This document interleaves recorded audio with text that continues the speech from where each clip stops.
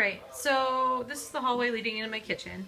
The cool thing about this house, it has a lot of unique features, but the guy who owned it before us evidently thought he was way better of a handyman than he really was. So my kitchen is what I like to call the Mona Lisa. So it looks alright, not too bad, decent amount of size from far away, but as you get closer, there's a lot of things that I just absolutely hate and are super frustrating about this kitchen. First off, the floor. Floor is definitely number one.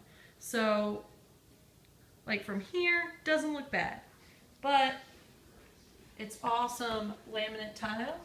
So you can see here, I've got tiles coming up. I got huge scratch marks, so believe it or not, I just cleaned this floor maybe 10 minutes ago. You have a lot of stuff that just won't come up. The tiles look dingy and gross. And then we come to the awesome cellar door. So they put an addition on the back side of this house, making the cellar door inside, which is fine. I can live with it. But you can see the tile here, super crappy. You can see the plywood exposed on the top.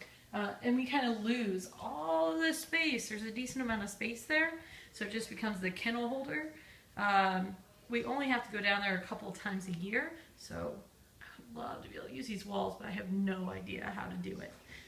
The next piece that I want to show, so I love the exposed brick, but the issue that we have is no matter how much I clean, I get awesome brick dust every couple of days down onto the countertop. There's a lot of spaces that have been patched, I guess, over time by various different owners.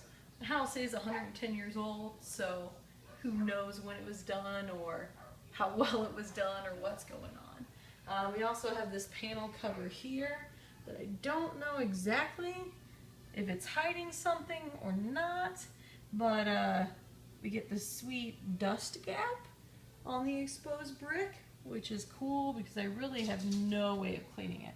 It's very, very frustrating. This whole counter piece here was DIY by the previous owner. You can kind of see the gap in the cabinets there.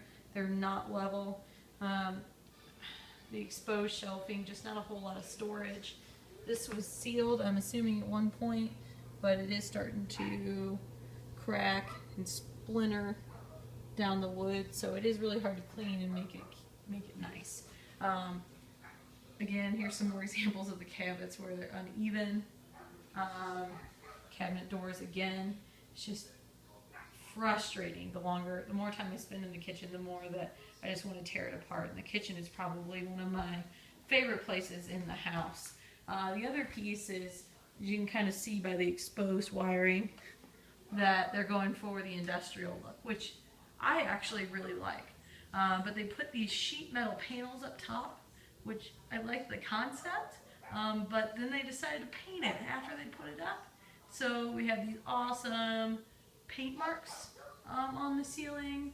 I'm kind of scared to pull it down to even see what is underneath it. Don't really like the lighting fixtures. Would like to have like a more industrial looking lamps, something you might have seen like in an old warehouse, vintage. Then we come to here. So we have this window here, which actually doesn't work when you try to extend it out. We have these awesome gaps where they tried to do some patchwork. We had to add some extra putty in there to try to seal it up, but it's just kind of an eyesore. The other thing that's kind of weird is our extra bedroom actually has a open window directly into it from the kitchen. Isn't a big issue for us right now, but if we decide to have kids or do anything in the house, it's gonna be a little peekaboo into the room. Would love to get a new fridge, but right now with where the cabinet sits, most fridges won't fit underneath it. It's too short to fit the fridges that we like with the bottom freezer.